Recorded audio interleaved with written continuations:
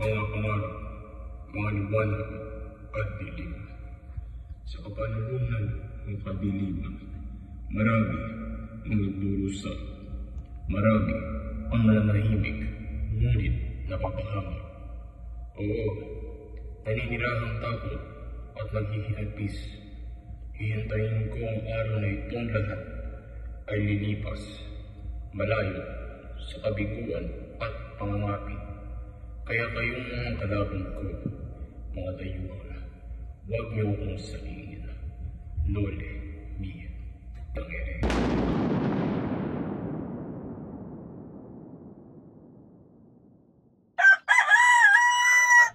Sa labas ng bayan ay makikita ang maliit na dampa ni Narcisa, ang ina ni Basilio at Crispin. Masaya siyang nagluluto ng tuyong tawilis at isang hita ng patong bundok na nahingi niya kay Pilosopo Tasio. Nagsaing din siya ng maputing kanin at namitas ng kamatis sa kanyang bakuran upang gawing sausawan. Nagutom ko, Sisa. Ano ba? Ang sarap ng nain mo, ha? Pakit mga. Pedro, sana nga. Wala na natira? Butik pa na ng mga anak mo. Alis ako! Teka, hindi mo man naantay pagdating ng mga anak mo? Alam ko sa sahod si Basilio ngayong araw. Ganun ba? Pagtabi ko ng sangrieles.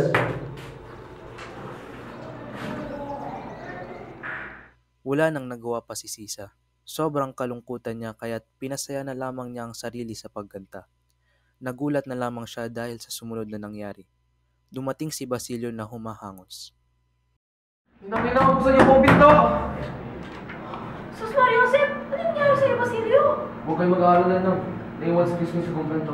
Naiwan? Siya ba'y buhay? Salamat at buhay siya. Bakit ka natubuhan? Ako naman. Ako ba'y tumakas sa kumpento? Ngayon lang ako pinauwi ng Sakristan Mayor dahil di daw ako pauwi kundi alas 10 ng gabi. Bawal lang maglakad ng alas 9 ng gabi, kaya kung nakasalubong ko ang mga gwardiya sa ng bayan. At sinigaw nila ako ng Queen Vive! Tumatakbo na ako. Pinupunto nila ako at isang punglo ang tumapli sa aking loob.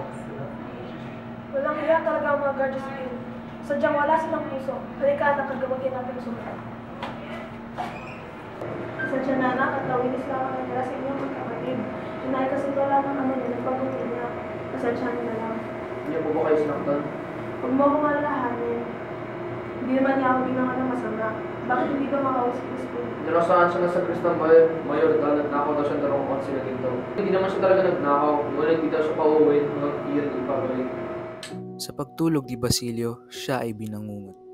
Sa panaginip niya, nakita niya ang kapatid na si Crispin ay pinalo ng yantok ng kura at Sakristan Mayor hanggang sa ito ay panawan ng malay tao. Dahil sa kanyang malakas na pag-ungol, siya ay ginising ni Sisa. Crispin! Crispin! Crispin! Diyos ko anak, ano nangyari sa'yo, Basilio? Ayaw ko na po magpasaglistan. Sunduin niyo na po si Crispin bukas sa kumpento at kunin ang aking kuling sahod. Ipapakiusap ko kay Don Ibarra. Nakunin na akong tagapastol ng kanilang aso. Ipag-aral niyo na rin si Crispin kay Pilosopo Tasio. Mabait rin si Don Crisostomo. Baka biglang papadala ako ng gatas na gustong-gusto ni Crispin o kaya isang batang kalabaw. Tapos pag malaki na ako, magsasako ako at mag-aararo. Di ba mainam yun, Inay? Pumayag na kayo, Inay. Ayaw ko na po mapasaglistan. Oo na. Sige na, kumama. Kinaumagahan ay maagang namita si Sisa ng mga pinakahinog at pinakaberdeng gulay sa kanyang gulayan. Inilagay niya ito sa isang bakol at saka umalis upang pumunta sa simbahan at kausapin ang kura. Tao po, magandang araw po. Sino kayo? Ako po si Sisa, ang ina na sa akin na sa Crispin. May dala akong gulay para sa kura. Sige, pasok. Sige, lagay mo na lang dyan. Saan ho? Kahit saan dyan. Maaari mo bang makausap ang kura? Di maaari, may sakit ang kura. Kung gayon, pwede ko bang makausap ang anak ko na si Crispin? Huwag ka na mag-akila. Alam na lahat na si Crispin ay nasa inyo ng bahay. Si Basilio na sa bahay. Si Crispin ay naiwan dito. Ibig ko sana makausap. Naiwan nga, ulit tumakas din pagkatapos pagdako ng maraming bagay. Baka may inapto siya ng guardia civil sa inyo eh. Alam mo, napakabuti mong asawa mo ulit masama naman ang mga anak mo. Lalo na yung maliit, mo baka higitan pa ang kanyang ama. Di mo ba naintindihan? May sakit ang kura. Doon ka mo magulgul sa labas.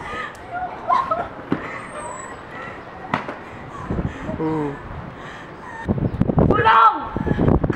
Pagdating sa kanilang dampa ay nagulat siya sa kanyang nakita. Mga Guardia Civil na naghahanap sa kanilang bahay na tila may hinahanap na tao.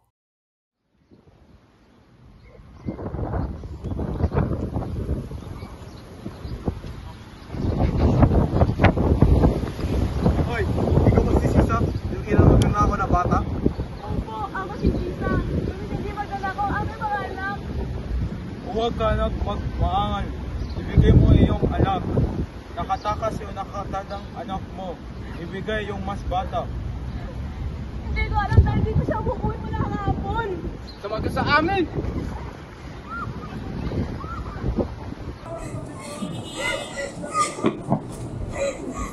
Yan, dyan ka nababagay. Mabubulog ka sa bilangguan hanggang ibigay mo iyong anak.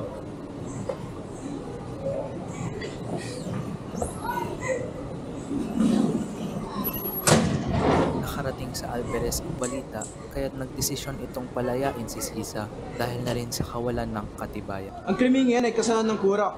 Pakawalang bihag at huwag na siyang abalain kailanman. Kung gusto makuha ng kura ang nawalang ginto, sabihin mo na manalangin sila kay San Antonio. Para siya, hindi niya alam ang bagay na iyon? Ha? Pinalaya na ng Alvarez si Sisa. Siya ay mabilis na tumakbo papalayo ng kwartel habang umiiyak at hinahanap ang kanyang mga anak. Nagpunta siya sa kanilang dampa upang tingnan kung naroon si Basilio. Crispin! Basilio! Nasaan na kayo? Crispin! Basilio! Nandiyan ba kayo? Tandang Tasyo! Nandiyan mo ba ang mga anak ko? Wala atang tao. Inang! Nasaan ka po? Uy! Ikaw yung naming bata ha!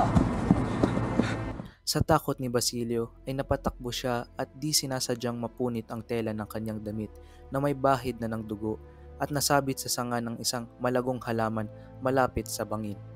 Nakarinig si Sisa ng putok ng baril mula sa kanilang bahay kaya't dali-dali niyang pinuntahan iyon. Oh, mga anak ko! Crispin! Basilio! Basilio? Basilio! Damit ito ni Basilio! May dugo! Mapula! Damit ni Basilio! May dugo! Crispin! Basilio! Nasaan na kayo? Mahal kong mga anak! Hangin! Nakita mo ba ang anak ko? Hindi! Ikaw, Puno! Nakita mo ba ang anak ko? Hindi rin! Kayo! Nakita niyo ba ang anak ko? Nakita niyo siya? Kapag nakita niyo ang anak ko, si Basilio, Kasi di ko kinala ang anak ko tayo. sabihin niyo sa akin, ha?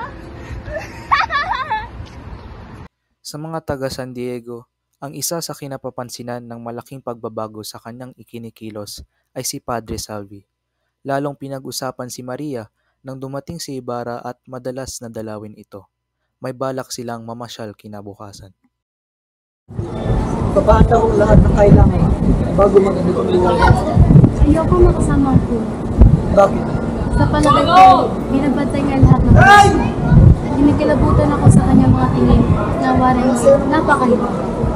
Madalas na yung tinanong sa akin kung napapanigin yung pagpapatawad ang sulat ng aking. Maging sinasunuot natin ay nababitaan ding hindi raw ito masyadong kumakain. Hindi na nga napababayanan itong kanyang sarili. Ngunit hindi maaari na dahil may kaugalan tayo dito. Isa 5, narito na siya.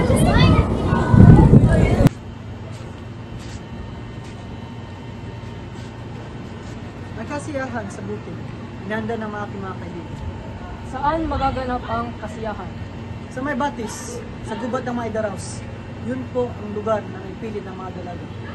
Para patunayan ko sa iyong na wala na akong sama ng loob dahil sa nangyari. Malugod kong tinatanggap ang iyong panyayaya.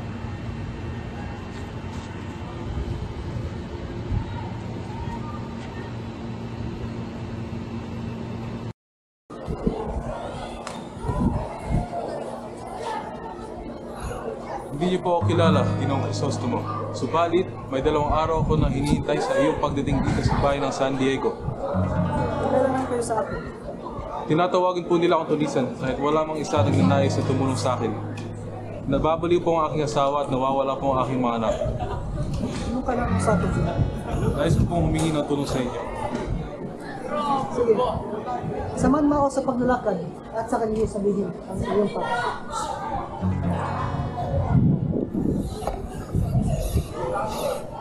Madilim-dilim pa ay nagsigayak na ang mga kabataan, kadalagahan at ilang matatandang babae na patungo sa 2 bangkang nakahinto sa pasigan. Ang mga bangka ay nagagayakan ng mga bulaklak at iba't ibang kulay ng gitara, alpa, akordeon at tambuli.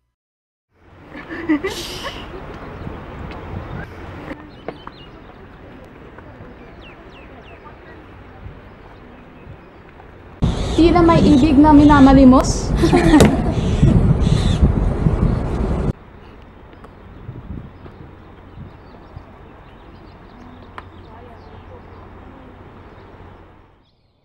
Habang hinihintay na maluto ang agahan, si Maria Clara ay umawit ng kundiman. Dahil sa ganda ng kanyang boses, ay natahimik ang lahat at walang nakagalaw. Victoria, maaari mo bang imawit? Victoria. Sige na, Victoria! Si Maria Clara na lang. Maria Clara, maaari ka bang umawit? Oo nga, sige na! Malulungkot ang aking mga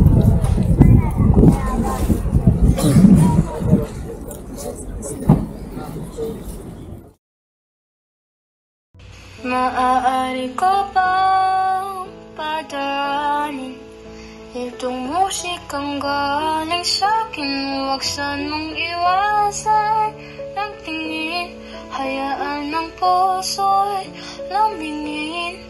Nais lang naman masilayan ang iyong tinig at kagandahan. Ako naman sana'y pansinin, hayaan ang puso mo'y haplusin. Ano bang kailangan ko para makamit ang ko? Kung natutuwa lang masaktan ka, pangakong hindi.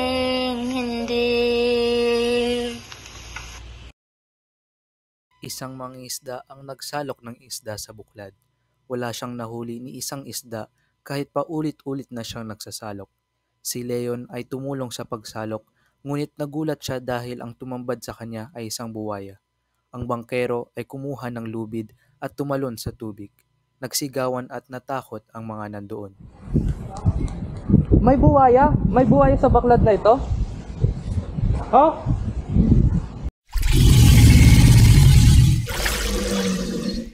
Sino ang binanatang iyon?